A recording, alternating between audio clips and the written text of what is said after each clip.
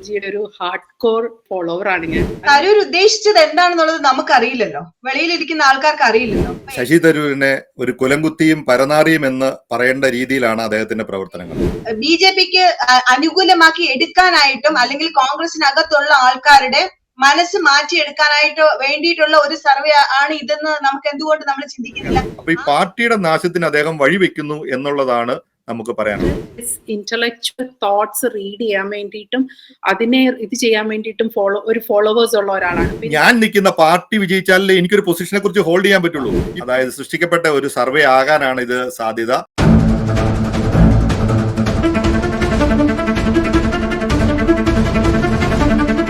നമസ്കാരം. വോക്കി ടോക്കിയുടെ മറ്റൊരു എപ്പിസോഡിലേക്ക് എല്ലാവർക്കും സ്വാഗതം. ഇന്ന് നമ്മോടൊപ്പമുള്ള ഗസ്റ്റ് മിലി ഫിലിപ്പ്. ഇവിടെ അമേരിക്കയിലെ വിവിധ മലയാളി സംഘടനകളിലും നേതൃത്വത്തില് പ്രവർത്തിച്ച് പരിചയമുള്ള വ്യക്തിയാണ്. മിലി ഫിലിപ്പ് ആക്ടിവിസ്റ്റും റൈറ്ററുമാണ്.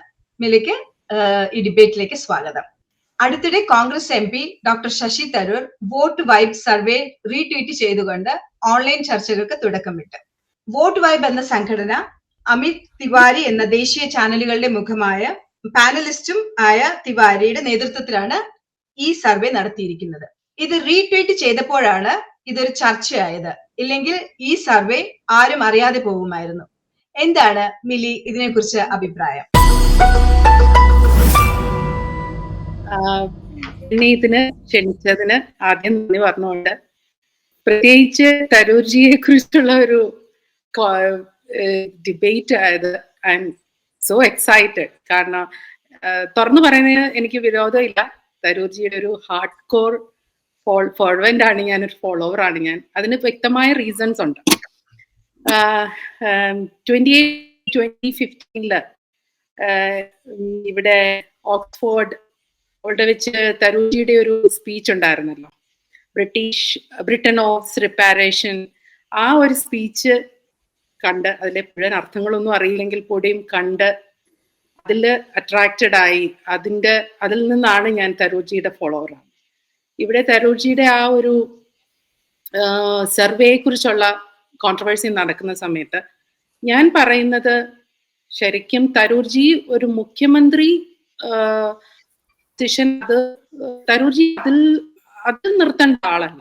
ഒരു ഇന്ത്യൻ പ്രൈം മിനിസ്റ്ററായി വേണ്ട കഴിവുള്ള, he's a great speaker. He knows എല്ലാ സബ്ജക്ട്സിനെ കുറിച്ചും ആധികാരികമായിട്ട് സംസാരിക്കുന്നു.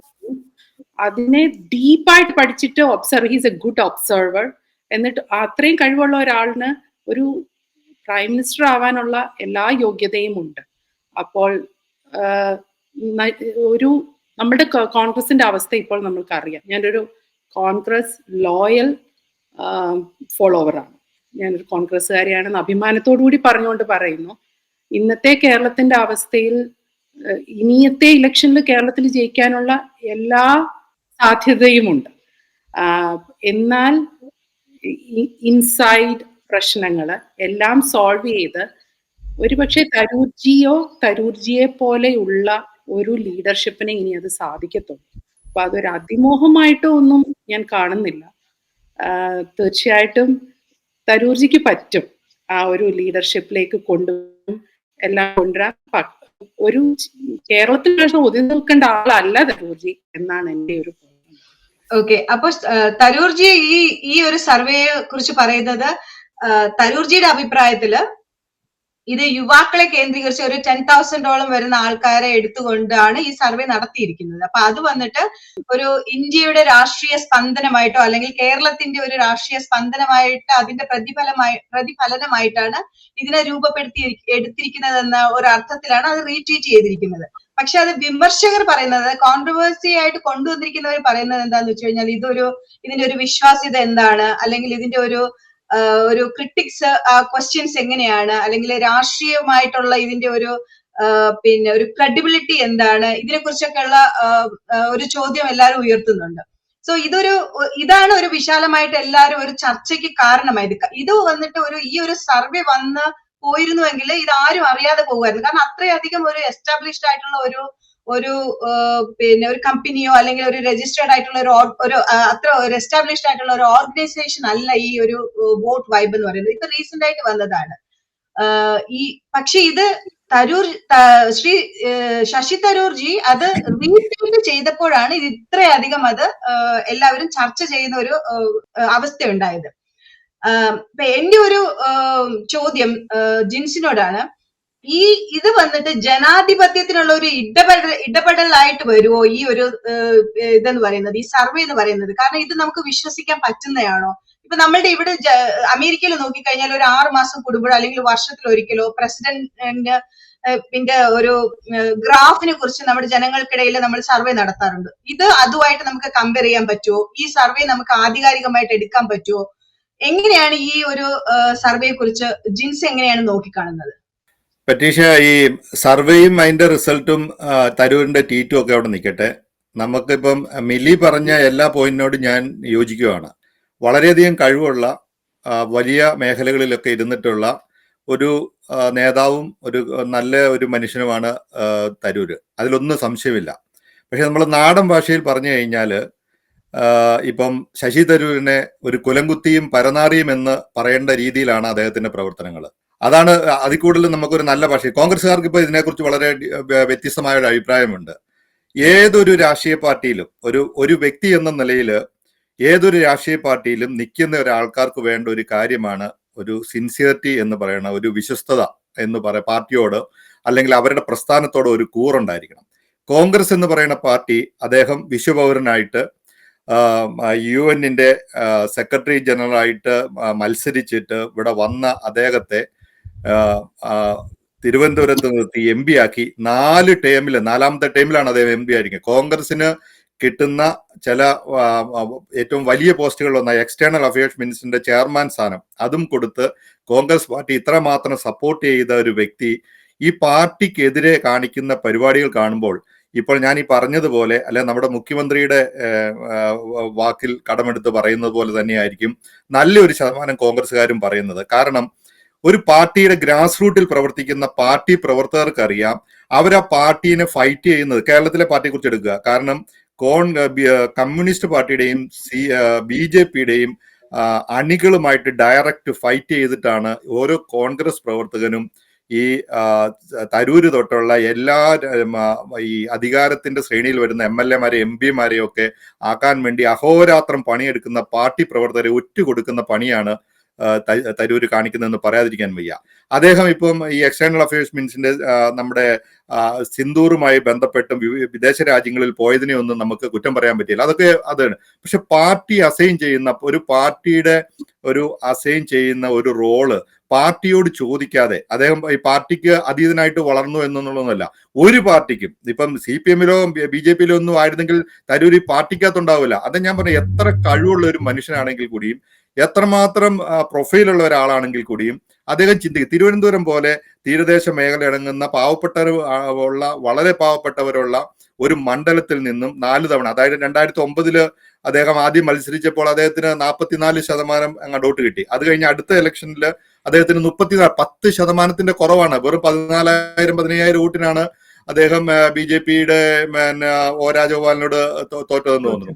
അങ്ങനെ ഇപ്പൊ കഴിഞ്ഞ ഇലക്ഷനിൽ വന്നു കഴിഞ്ഞപ്പോൾ 15,000 വോട്ടിന്, ആ 15,000 വോട്ടിന് തനിക്ക് വോട്ട് ചെയ്ത കോൺഗ്രസിന്റെ ഏറ്റവും സ്ട്രോങ് ഹോൾഡ് ആയിട്ടുള്ള തീരദേശ പ്രദേശങ്ങളിൽ അവരെ തരൂർ ഒറ്റുകൊടുത്തതാണ്. അവരെ ഒറ്റുകൊടുക്കുക എന്ന് പറഞ്ഞാൽ വിഴിഞ്ഞം പോർട്ടിന്റെ കാര്യത്തിൽ അവര് ഒരു സമരം നടത്തിക്കൊണ്ടിരിക്കുമ്പോൾ, അതായത് റോഡിൽ ഇറങ്ങി തല്ലുകൊണ്ട് പട്ടിണി കിടന്ന് സമരം നടത്തുമ്പോൾ അവരുടെ ജീവിതോപാധിയായിട്ടുള്ള അതിനെ ഈ പോർട്ട് ചലഞ്ച് ചെയ്യുമെന്ന് അവർക്ക് പോരുമ്പോൾ അവരെ വിശ്വാസത്തിലെടുക്കാതെ അദാനിക്ക് ഓശാന പാടുന്ന ഒരു MP, ആ MP-ന് ജയിപ്പിക്കാനുള്ള ഇത്തവണത്തെ ഇലക്ഷനിൽ പോലും ആ തീരമേഖലയിലെ വോട്ട് എണ്ണിയപ്പോഴാണ് തരൂര് മുന്നോട്ട് വന്നത്.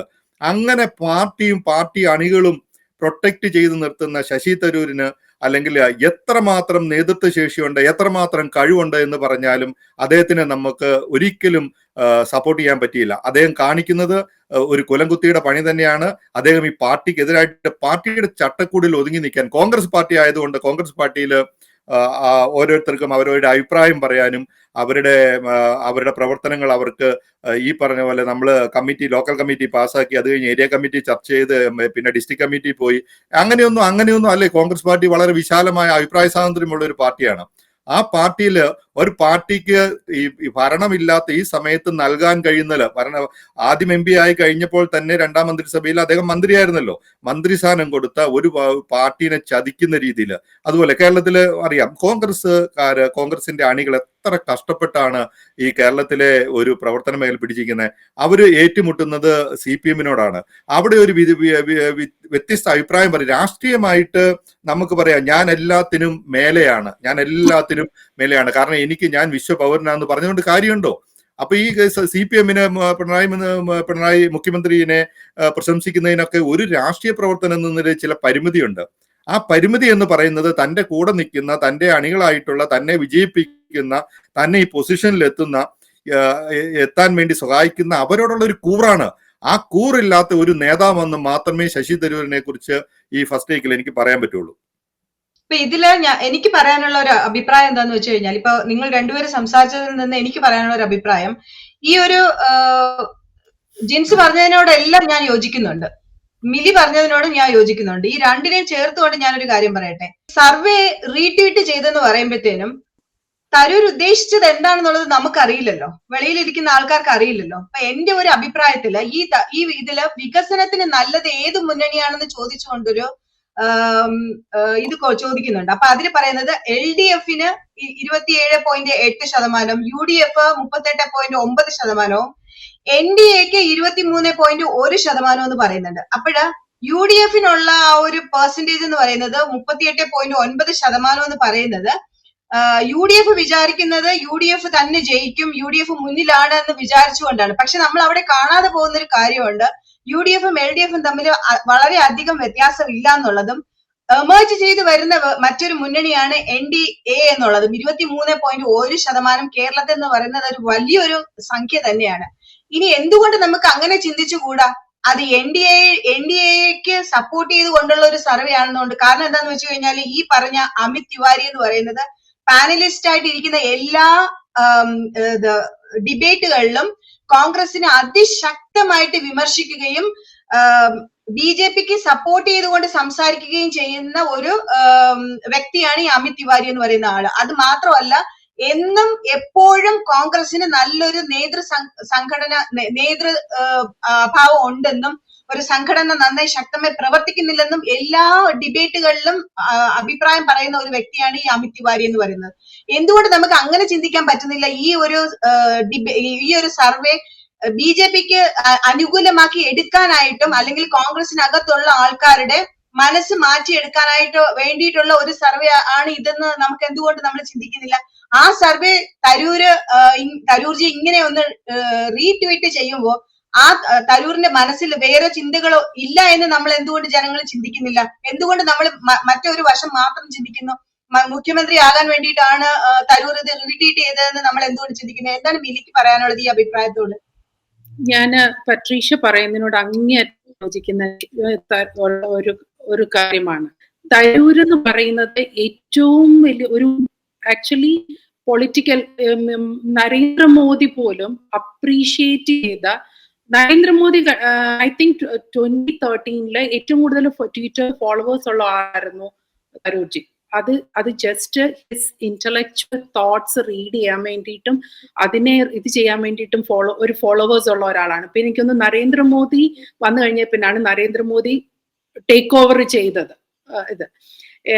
തരൂറിനോട് പൊളിറ്റിക്കൽ അഫയേഴ്സിലോട്ട്, പൊളിറ്റിക്കൽ കരിയറിലോട്ട് ഇറങ്ങിയപ്പോൾ ചോദിച്ച ഒരു ചോദ്യത്തിന് ആൻസർ ചെയ്ത ഒരു കാര്യമുണ്ട്. വൈ വെൻ BJP ഇത് ചെയ്തായിരുന്നു, ഇവര് കമ്മ്യൂണിസ്റ്റ് പാർട്ടി ഇൻവൈറ്റ് ചെയ്തായിരുന്നു, then why you chose Congress? Because പുള്ളി പറഞ്ഞത് I felt ideologically comfortable with Congress. അപ്പൊ ഐഡിയോളജിക്കലി കംഫർട്ടബിൾ ആയിട്ടാണ് തരൂർജി കോൺഗ്രസ് ചൂസ് ചെയ്തത്. പക്ഷേ ഹീസ് എൻ ഇന്റലക്ച്വൽ പേഴ്സൺ. എന്ത് കാര്യം സംസാരിക്കുമ്പോഴും എന്ത് ചെയ്യുമ്പോഴും പുള്ളിക്ക് ഒരു വിഷൻ ഉണ്ട്. ഒരിക്കലും എനിക്ക് തോന്നുന്നില്ല തരൂർജിയെ ഒരാൾ കോൺഗ്രസിന്റെ കൊല്ലംകുത്തിയായിട്ട് ഒരിക്കലും എനിക്ക് തോന്നുന്നില്ല. Like Patricia said, he has something in his mind. ഒരു ബ്ലൈൻഡ് കൺഫർമിസം, നമ്മൾ അന്തം കമി എന്ന് വിളിക്കുന്നുണ്ട് കമ്മിയുടെ, അങ്ങനെ ഒരു അന്തം ഒരു ബ്ലൈൻഡ് കൺഫർമിസം ഉള്ള ഒരാളല്ല. അതൊരു ലോയൽറ്റി ആയിട്ട് പുതിയ ജനറേഷനോ കുറച്ച് ഇന്റലക്ച്വൽ ആയിട്ടുള്ള ആൾക്കാരോ ചിന്തിക്കുന്നില്ല. അപ്പൊ നമ്മുടെ ഉള്ള ഒരാളല്ല തരൂർജി, അല്ലെ? ആ പുള്ളിയുടെ ഓരോ ഇതിൽ വായിച്ചാലും, ഞാൻ പുള്ളിയുടെ മിക്ക ബുക്സും കംപ്ലീറ്റ് ചെയ്യാൻ പറ്റിയിട്ടില്ലെങ്കിലും വാങ്ങിച്ച് അത്യാവശ്യം വായിക്കുന്ന ഒരാൾ. ഓരോ വേർഡ്സിലും we can see very powerful messages, ഓരോ വാക്കിലും ഉണ്ട് അത്. അപ്പൊ പുള്ളി ഇത് റീട്വീറ്റ് ചെയ്തിട്ടുണ്ടെങ്കിൽ അത് മുഖ്യമന്ത്രി ആവണം എന്നുള്ളൊരു ഉദ്ദേശത്തോടെയാണോ എന്നില്ല, പക്ഷെ കോൺഗ്രസിനെ സേവ് ചെയ്യണം എന്നുള്ള ഒരു ഉദ്ദേശത്തോടു കൂടിയാണെങ്കിലോ, അതാണ്. അല്ല, മിലി പറഞ്ഞ പറ്റീഷ്യ പറഞ്ഞ ഈ നമ്മുടെ സർവേയിലേക്ക് ഞാൻ അതിനകത്ത് തന്നെ അഡ്രസ് ചെയ്യാതിരുന്നതിന്റെ കാര്യം എന്നാണെന്നറിയോ? അതും കൂടെ അഡ്രസ് ചെയ്യുമ്പോൾ ആ അഡ്രസ് റീട്വീറ്റ് ചെയ്യുക എന്ന് പറയുന്നത് തന്നെ അദ്ദേഹത്തിന്റെ അധികാരമോഹത്തോടുള്ള അദ്ദേഹത്തിന്റെ ഒരു താല്പര്യം അദ്ദേഹം പബ്ലിക്കിനെ അറിയിക്കുകയാണ്. അത് പാർട്ടിക്ക് അതീതമായിട്ട് അങ്ങനെ ഒരു മോഹം അതേസമയം കഴിഞ്ഞാൽ നമ്മൾ പറയും ഓപ്പർച്യൂണിസ്റ്റ് എന്ന് പറയുമല്ലോ, ഒരു അധികാരമോഹി എന്നുള്ള രീതിയിൽ തരൂരിനെ പോലെ ഇപ്പൊ മിലി പറഞ്ഞതുപോലെ ഇന്റലക്ച്വൽ ആയിട്ടുള്ള എക്സ്ട്രാ ഓർഡിനറി കഴിവുകളുള്ള ഒരു മനുഷ്യൻ, അദ്ദേഹം ഒരു കാര്യം ചിന്തിക്കണ്ടേ, അദ്ദേഹത്തിനെ ജയിപ്പിക്കാൻ വേണ്ടി ഈ പാർട്ടിയുടെ ചട്ടക്കൂടിൽ നിന്നില്ലെങ്കിൽ ഈ പാർട്ടി എങ്ങനെ വിജയിക്കും? അയാൾക്ക് മാത്രം വിജയിച്ചാൽ മതിയോ? ശശി തരൂർ എന്ന് പറയുന്ന ഒരു വ്യക്തി മാത്രം വിജയിച്ചാൽ കേരളത്തിൽ ഭരണം കിട്ടുമോ? ഇന്ത്യയിൽ ഭരണം കിട്ടുമോ? കോൺഗ്രസിന് മുന്നോട്ട് വരാൻ പറ്റുമോ? ഓക്കെ, അദ്ദേഹം അവിടെ പാർട്ടിയുടെ പ്രസിഡന്റായിട്ട് മത്സരിച്ചപ്പോൾ ആ മത്സരിച്ചിനെ പോലും ഗാന്ധി ഫാമിലി അവര് സപ്പോർട്ട് ചെയ്തിട്ടുണ്ട്. അവര് ഇല്ലാന്ന് നോ എന്ന് പറഞ്ഞിട്ടില്ല. കാരണം അവർക്കൊക്കെ ചില കാര്യങ്ങളിൽ ഇടപഴകുന്നതിന് വളരെ പരിമിതിയുണ്ട്. തരൂരിനെതിരെ മത്സരിച്ചപ്പോൾ അതിനെതിരെ തരൂരിനെ ഈ പാർട്ടിയിൽ നിന്ന് പുറത്താക്കിയോ? അത് മത്സരിച്ച് കഴിഞ്ഞ് കിട്ടിയ പൊസിഷൻ പോലും ഏറ്റവും വലിയ പൊസിഷൻ, അതായത് ചെയർമാൻ എക്സ്റ്റേണൽ അഫയേഴ്സിന്റെ ചെയർമാൻ എന്ന് പറഞ്ഞ പൊസിഷൻ ഈ കോൺഗ്രസ് പാർട്ടിയിൽ തരൂരിനേക്കാളും വലിയ നേതാക്കൾ ഇല്ലാത്തതുകൊണ്ടാണോ? പക്ഷെ ഒരു പാർട്ടിക്ക് വിജയിച്ചു വന്നെങ്കിൽ, ആ പാർട്ടിക്ക് ഒരു ഭരണത്തിലേക്കോ അധികാരത്തിലേക്കോ വരണമെങ്കിൽ ഈ ആശയവും ഇന്റലക്ച്വൽ ആയിട്ടുള്ള അദ്ദേഹത്തിന്റെ കഴിവുകൾ കൊണ്ട് മാത്രം അദ്ദേഹത്തിന് ജയിക്കാൻ പറ്റുമോ? അങ്ങനെയാണെങ്കിൽ അയാൾ സ്വതന്ത്രനായിട്ട് നിൽക്കണം. അതായത് നമ്മൾ നിൽക്കുന്ന നിലം കുഴിച്ചുകൊണ്ടല്ല നമ്മൾ വളരാൻ ശ്രമിക്കേണ്ടത്.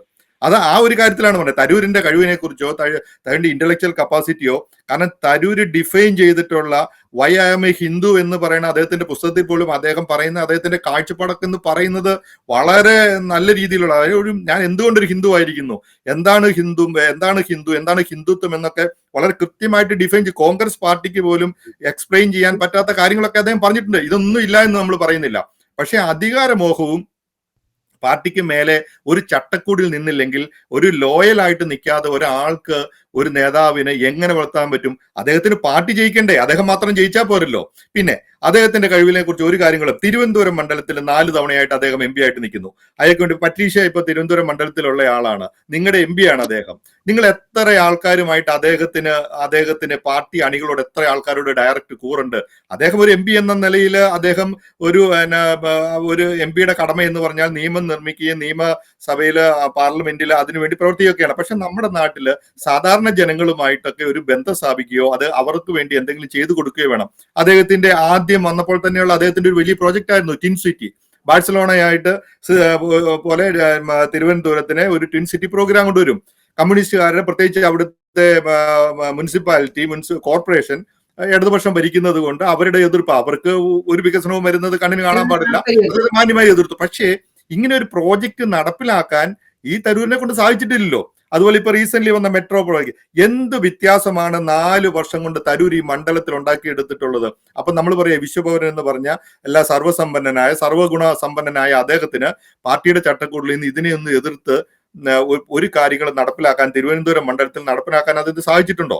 അപ്പൊ നിങ്ങളുടെ മണ്ഡലത്തിൽ തന്നെയുള്ള കാര്യമാണല്ലോ. അപ്പം ഈ പറയുന്നതും പ്രവർത്തിക്കുന്നതും ഒക്കെ തമ്മിൽ ഒത്തിരി വ്യത്യാസമുണ്ട്. പ്രായോഗിക രാഷ്ട്രീയത്തില് ഞാൻ നിൽക്കുന്ന പാർട്ടി വിജയിച്ചാലേ എനിക്കൊരു പൊസിഷനെ കുറിച്ച് ഹോൾഡ് ചെയ്യാൻ പറ്റുള്ളൂ. ഇപ്പൊ ഈ ചർച്ച തുടങ്ങി വെച്ചത് തന്നെ ഒരു സർവേയുമായിട്ട് ബന്ധപ്പെട്ട്, അത് കോൺഗ്രസ് പാർട്ടിക്കകത്ത് തന്നെ വളരെ വ്യത്യസ്തമായ അഭിപ്രായമുണ്ട്. കോൺഗ്രസ് പാർട്ടി തന്നെ പറയുന്നു തരൂരിന്റെ കോണ്ടാക്റ്റിലും തരൂരിന്റെ നെറ്റ്വർക്കിലുമുള്ള തരൂരിയൻ സർവേയാന്ന് പറയപ്പെടുന്നുണ്ട്. തരൂർ ഇന്റൻഷ്യലി, കാരണം നമുക്ക് എല്ലാവർക്കും അറിയാം എല്ലാ MLA മാർക്കും എല്ലാ MP മാർക്കും ഇപ്പൊ പഞ്ചായത്ത് മെമ്പർക്ക് വരെയും PR ടീമുള്ള കാലഘട്ടമാണ്. PR-ലാണ് എല്ലാവരും നിൽക്കുന്നത്. പണ്ടത്തെ പോലെ മണ്ഡലത്തിൽ ഇറങ്ങി ഒന്നും പ്രവർത്തിക്കുന്ന നേതാക്കന്മാർ വളരെ കുറവാണ്. പ്രത്യേകിച്ച് കോൺഗ്രസ്സുകാർക്ക് അവരുടെ കതറിൽ ചെളി പറ്റുന്നത് തീരെ ഇഷ്ടമല്ല. ആ വേർപ്പിന്റെ അസുഖമുണ്ട്, അണികളുമായിട്ട് ബന്ധപ്പെട്ട് നിൽക്കാൻ ബുദ്ധിമുട്ട്.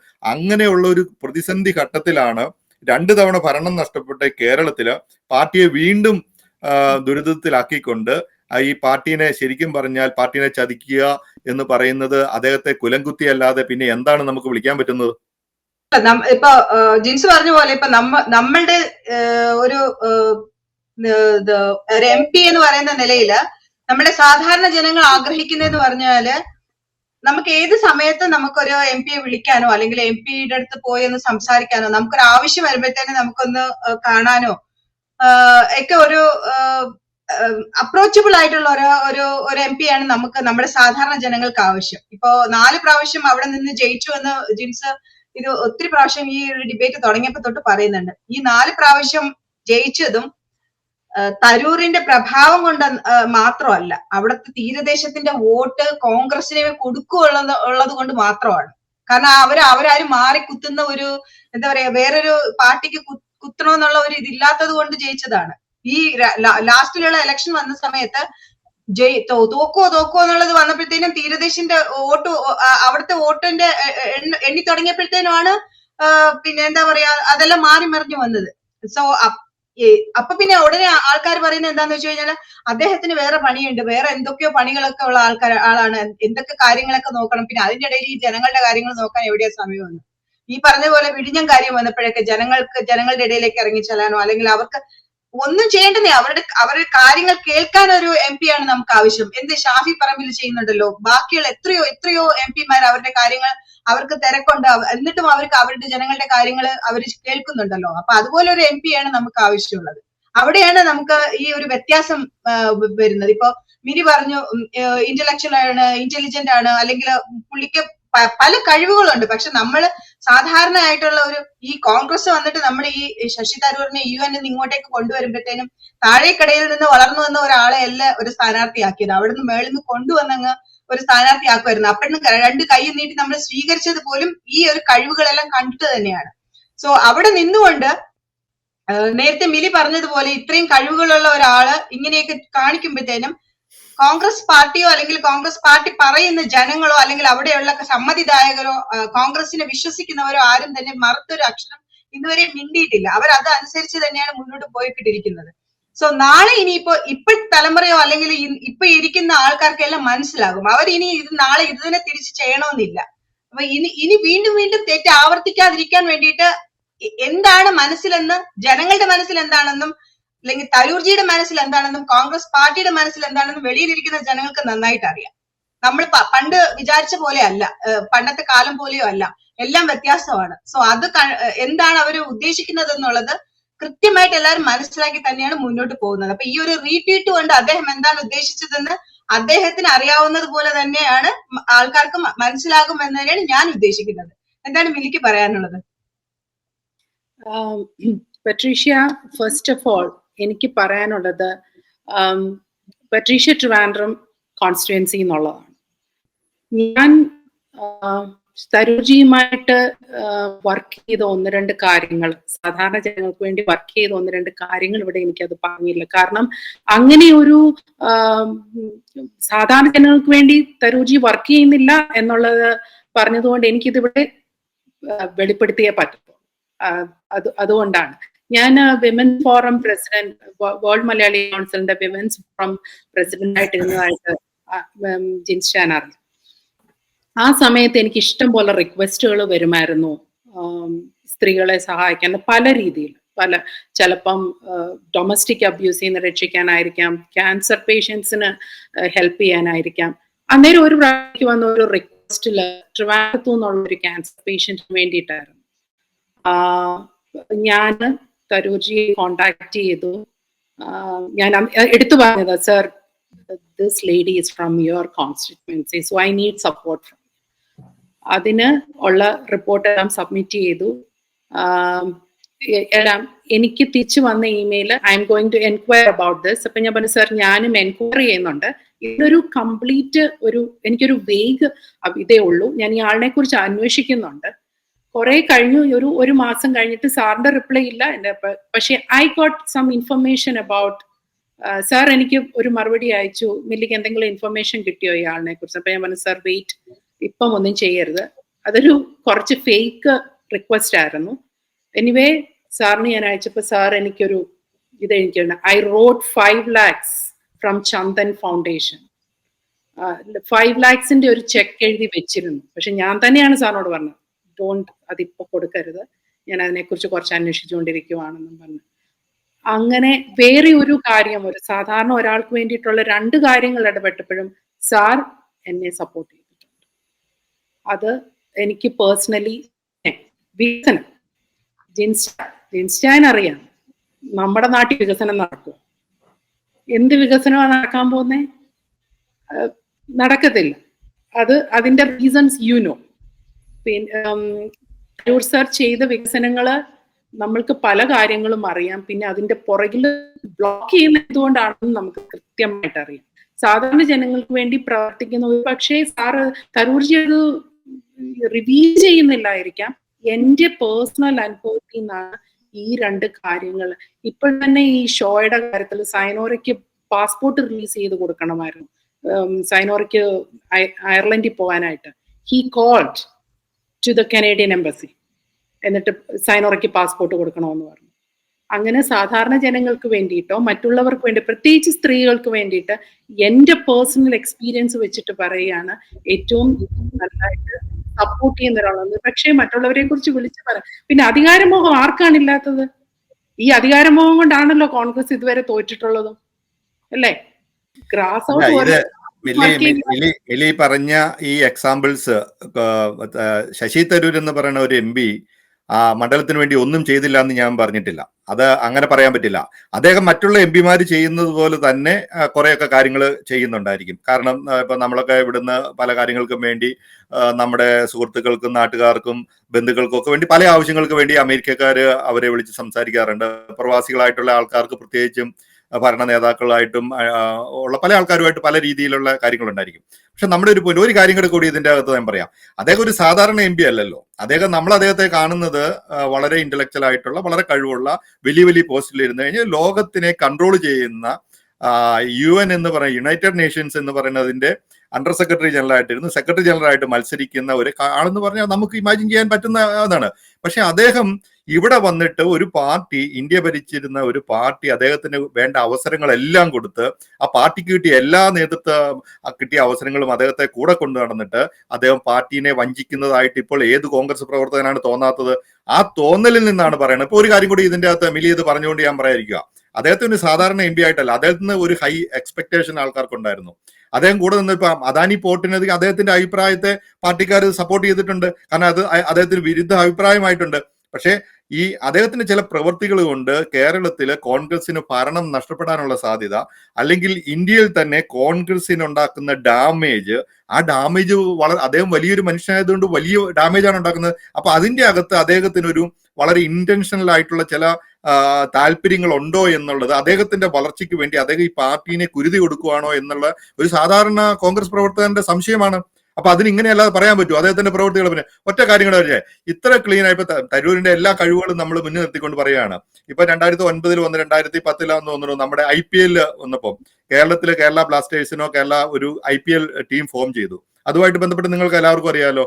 അപ്പൊ ആ ഒരു കമ്പനിയിൽ സ്വെറ്റ് ഇക്വിറ്റി 19% സുനന്ദ പുഷ്കറുടെ പേരില് ലളിത് മോഡി ആയിരുന്നു BCCIയുടെ സെക്രട്ടറി ആയിരുന്നു.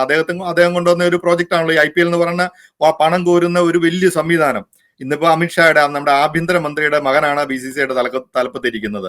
ലോകത്തെ ഏറ്റവും പവർഫുൾ ആയിട്ട് ഒരു ക്രിക്കറ്റ് അസോസിയേഷൻ ആണ് BCCI. അതിനകത്ത് തരൂരിന്റെ ആക്ഷൻ, അതായത് അദ്ദേഹത്തിന്റെ പദവിയെ ദുരുപയോഗം ചെയ്ത്, അദ്ദേഹം മന്ത്രിസ്ഥാനത്തിരിക്കുന്ന ആ പദവിയെ ദുരുപയോഗം ചെയ്ത് ആ കേസിൽ ലളിത് മോഡി തന്നെ സത്യവാങ്മൂലം കൊടുത്തിട്ടുണ്ട്. എന്നെ തരൂര് ഭീഷണിപ്പെടുത്തി, അതായത് ED കൊണ്ട് അറസ്റ്റ് ചെയ്യും. ഇന്നിപ്പോ ED ഉപയോഗിക്കുന്നത് എങ്ങനെയാന്ന് നമുക്ക് എല്ലാവർക്കും അറിയാമല്ലോ. ED എങ്ങനെ ഒരു ഭരണ നേതൃത്വം ഉപയോഗിക്കുന്നു എന്നുള്ളത് കോൺഗ്രസ് ഭരണത്തിൽ ഇരുന്നപ്പോൾ തരൂര് ഈ കേസിൽ യാതൊരുവിധ സ്റ്റേറ്റ്മെന്റും കൊടുക്കരുതെന്ന് പറഞ്ഞ് ലളിത് മോഡിയെ ഭീഷണിപ്പെടുത്തിയെന്ന് അദ്ദേഹത്തിന്റെ സ്റ്റേറ്റ്മെന്റ് ഉണ്ട്. അത് കഴിഞ്ഞിട്ട് അദ്ദേഹം ഇതിന്റെ അകത്ത് ഇവിടുന്ന് ഈ കേസിൽ പെട്ട് രാജ്യം വിട്ടുപോകേണ്ട അവസ്ഥ വന്നു ലളിത് മോഡി IPL. പക്ഷെ ഈ സ്വെറ്റ് ഇക്വിറ്റി എന്ന് പറയുന്ന ഒരു കാര്യം കൂടി നമ്മുടെ ആൾക്കാർക്ക് പല ആൾക്കാർക്കും മനസ്സിലാകാത്ത ഒരു കാര്യമാണ്. അതായത് കഴിവ് കൊണ്ട് ഒരു കമ്പനിയിലെ ഡയറക്ടർ ആവുന്നു. അതായത് പൈസ ഇൻവെസ്റ്റ് ചെയ്തിട്ടല്ല, ഇപ്പം ഒരു കമ്പനി നമ്മൾ പ്രൊമോട്ട് ചെയ്ത് ഒരു കമ്പനി ഫ്ലോട്ട് ചെയ്താൽ എന്റെ കഴിവ് കൊണ്ട് ഞാൻ പൈസ മുടക്കാതെ ഒരു കമ്പനി സ്റ്റാർട്ട് ചെയ്യുന്നതാണ്. അപ്പം എനിക്ക് എന്റെ കഴിവ് കൊണ്ട് ഞാൻ ഉണ്ടാക്കുന്നത്, ഞാൻ അതിന്റെ സെറ്റിംഗ്, ഞാൻ പൈസ ആയിട്ട് ഇൻവെസ്റ്റ് ചെയ്യുന്നില്ലായിരിക്കും, ബാക്കിയുള്ളവരാണ് ഈ പൈസ ഇൻവെസ്റ്റ് ചെയ്യുന്നത്. പക്ഷെ അങ്ങനെ വരുന്ന 1,500 കോടി രൂപയായിരുന്നു ആ കമ്പനിയുടെ, അതിന്റെ 20% ഷെയർ എന്ന് പറഞ്ഞാൽ ഒന്ന് ആലോചിച്ച് നോക്കുക എത്ര എമൗണ്ട് ആണ്. അതൊരു കറപ്ഷൻ ആണോ? ആ ഒരു കറപ്ഷൻ ആണോ? അങ്ങനെ ചെയ്ത ഒരാള് എന്നിട്ട് ഈ അധികാരം ദുരുപയോഗം ചെയ്തു എന്ന് വരെയും പറയുന്ന ഒരു MP ആണ് അദ്ദേഹം. അദ്ദേഹം ഈ പാർട്ടിയുടെ ചട്ടക്കൂടി നിൽക്കണ്ടേ? അദ്ദേഹം ഈ ഉണ്ടാക്കുന്ന പേരുദോഷത്തിന്റെ, അതിപ്പം അദ്ദേഹത്തിന്റെ ഭാര്യ ഡൽഹിയിൽ ഹോട്ടലിൽ കിടന്ന് മരിച്ചപ്പോൾ അത് പാർട്ടിക്ക് എത്രമാത്രം ദോഷം ഉണ്ടാക്കി. അദ്ദേഹം അതിൽ നിന്നെല്ലാം മോചിതനായിട്ട് വരട്ടെ. ഇതിനിപ്പോ ഈ BJP അദ്ദേഹത്തിനെ ഭീഷണിപ്പെടുത്തുകയോ അല്ലെങ്കിൽ അത് പ്രയോജനപ്പെടുത്തിയെടുക്കുകയോ ടാക്കിൾ ചെയ്യാൻ ഉപയോഗിക്കുകയോ ചെയ്യുന്നുണ്ടോ എന്നൊന്നും നമുക്കറിയത്തില്ല. പക്ഷെ അതുകൊണ്ടുണ്ടാകുന്ന ഡാമേജ് മാത്രമേ ചില ആൾക്കാരെ കൊണ്ട് പാർട്ടിക്ക് ഗുണത്തിനുപരി ഡാമേജ് മാത്രമേ ഉണ്ടാകുന്നുള്ളൂ. അതുകൊണ്ട് ആ ഒരു കാര്യം അദ്ദേഹം അഡ്രസ് ചെയ്യേണ്ടതല്ലേ. ലോയൽറ്റി ഇല്ലാതെ, ലോയൽ അല്ലാതെ ഒരാൾക്കും ഒരു പാർട്ടിയിലും സർവൈവ് ചെയ്യാൻ പറ്റില്ല. കോൺഗ്രസ് എന്ന് പറയുന്ന ഒരു വലിയ പ്രസ്ഥാനമായതുകൊണ്ടും എല്ലാവരെയും അക്സെപ്റ്റ് ചെയ്യുന്ന ഒരു പാർട്ടി ആയതുകൊണ്ടും തരൂരിന് കിട്ടാവുന്നതിന്റെ എല്ലാം മാക്സിമം കിട്ടിയിട്ടുണ്ട്. അദ്ദേഹം MP എന്നുള്ള നിലയിൽ അദ്ദേഹം എത്രമാത്രം സക്സസ് ആണ് എന്നുള്ള ഒരു ചോദ്യവും സമൂഹത്തിലുണ്ട്. അതേ ഒരു സാധാ MP കൂട്ടായി കഴിഞ്ഞാൽ ജനങ്ങൾ സമ്മതിക്കില്ല, പാർട്ടിയെ ശ്രമിക്കാം. അപ്പൊ ഈ പാർട്ടിയുടെ നാശത്തിന് അദ്ദേഹം വഴിവെക്കുന്നു എന്നുള്ളതാണ് നമുക്ക് പറയാനുള്ളത്. ഓക്കെ, അപ്പോ നമ്മളുടെ ഈ ഒരു ഡിബേറ്റിൽ നമ്മളിപ്പോ എത്തി നിൽക്കുന്നത് ഈ ഒരു അദ്ദേഹത്തിന്റെ റീട്വീറ്റ് എന്തായാലും ഒരു പുതിയ ചർച്ചയ്ക്ക് വഴിതെളിച്ചിട്ടുണ്ട്. ഇപ്പൊ ഇത് ഒരു പ്രൈവറ്റ് ഓർഗനൈസേഷൻസ് മാത്രമല്ല ഇങ്ങനെ ഒരു ഡിബേറ്റ്, ഒരു സർവേ നടത്തുന്നത്. ഓരോ വ്യക്തികളും, അവിടെയുള്ള ഓരോ പൊളിറ്റീഷ്യൻസും തന്നെ തങ്ങളുടെ ഈ ഒരു മണ്ഡലത്തിൽ നിൽക്കാമോ അല്ലെങ്കിൽ മണ്ഡലം മാറണോ, ഏത് മണ്ഡലത്തിൽ നിന്നാലാണ് സേഫ് എന്നുള്ള സർവേകൾ പോലും രഹസ്യമായിട്ട് നടത്തുന്നുണ്ടെന്നാണ് വിവരങ്ങൾ പുറത്തേക്ക് വരുന്നത്. സോ അങ്ങനെയുള്ള അവസരത്തില് ഇങ്ങനെയുള്ള ഒരു സർവേ നമുക്ക് വിശ്വാസയോഗ്യമാണോ എന്ന് ചോദിച്ചു കഴിഞ്ഞാൽ വിശ്വസിക്കാവുന്നത് തന്നെയാണ്. കാരണം അങ്ങനെയാണെങ്കിൽ നമ്മളിപ്പോ ഇവിടെ അമേരിക്കയിൽ ഇരുന്നുകൊണ്ട് പ്രസിഡന്റിന്റെ സർവേ വരാറുണ്ട്. പ്രസിഡന്റ് എത്രത്തോളം ജനങ്ങളിൽ വിശ്വാസമാണ് അല്ലെങ്കിൽ എത്രയാണ് സർവേ എന്നുള്ള റിസൾട്ട് വരുമ്പോൾ നമ്മൾ അത് പിന്നെ വിശ്വസിക്കാതിരിക്കാൻ പറ്റത്തില്ലല്ലോ. സോ സർവേ എന്ന് പറയുന്നത് ഇന്ത്യയിൽ ആദ്യമായി നടന്നത് തന്നെ കേരളത്തിലാണ്. 1965 എങ്ങാണ്ടാണ് ആദ്യമായിട്ട് സർവേ നടത്തിയിരിക്കുന്നത്, ഇലക്ഷൻ സർവേ. സോ അതുകൊണ്ട് നമുക്ക് ഈ സർവേ വിശ്വസിക്കണോ വേണ്ടേ എന്നുള്ളത് വരും നാളുകളിൽ നമുക്ക് കാണാം. ഇലക്ഷൻ ഇനി 8 മാസം കൂടെ ഉള്ളൂ. എന്താ നടക്കും എന്നുള്ളത് കാണാം. എന്താണ് തരൂർജിയുടെ മനസ്സിലുള്ളത് എന്നും നമുക്ക് അപ്പോൾ അറിയാൻ പറ്റും. ഒരു കാര്യം കൂടെ പറഞ്ഞ് നമുക്ക് ഈ ചർച്ച അവസാനിപ്പിക്കാം. അതായത് ഈ സർവേനെ നമ്മൾ വിശ്വസിക്കേണ്ട യാതൊരു കാര്യമില്ല. ഇത് ഏതെങ്കിലും ഒരു കോണിൽ നിന്ന് അത് കോൺഗ്രസിന്റെ സൈഡിൽ നിന്നായിരിക്കാം, തരൂരിന്റെ സൈഡിൽ നിന്നായിരിക്കാം, അല്ലെ തരൂരിനെ എക്സ്പെക്ട് ചെയ്യുന്ന പാർട്ടിയുടെ സൈഡിൽ നിന്നായിരിക്കാം. അങ്ങനെ ഒരു സൃഷ്ടിക്കപ്പെട്ട ഒരു സർവേ ആകാനാണ് ഇത് സാധ്യത. എനിവേ, നമ്മൾ അമേരിക്കയിൽ നിന്ന്, കാരണം അമേരിക്കയുമായിട്ട് ശശി തരൂരിന് വളരെ അടുത്ത ബന്ധമാണുള്ളത്. അദ്ദേഹം ഇംഗ്ലണ്ടിൽ ജനിച്ചു, UN വർക്ക് ചെയ്തപ്പോൾ അദ്ദേഹം അമേരിക്കയിലായിരുന്നു. അമേരിക്കയിൽ നിരവധി ആൾക്കാരുമായിട്ട് അദ്ദേഹത്തിന് ബന്ധമുണ്ട്. പക്ഷേ ഈ കാഴ്ചപ്പാട്, അദ്ദേഹം പാർട്ടിക്ക് വിധേയനായി, പാർട്ടിയുടെ കൂടെ അദ്ദേഹത്തെ സപ്പോർട്ട് ചെയ്ത, അതായത് വളർത്തിയ എന്ന് നമുക്ക് പറയുമ്പോൾ ഈ രാഷ്ട്രീയത്തിൽ വളർത്തിയ എല്ലാ സംവിധാനങ്ങളും കോൺഗ്രസ് പാർട്ടിയുടെ വിധേയത്വത്തിൽ നിൽക്കണമെന്ന് കോൺഗ്രസ് അണികൾ ആഗ്രഹിക്കുന്നു, കോൺഗ്രസ് പ്രവർത്തകർ ആഗ്രഹിക്കുന്നു, കോൺഗ്രസ് ഭരണത്തിൽ വരണമെന്ന് ആഗ്രഹിക്കുന്ന സാധാ ജനങ്ങളും ആഗ്രഹിക്കുന്നു. ഇതാണ് നമുക്ക് പറയാനുള്ളത്. നന്ദി.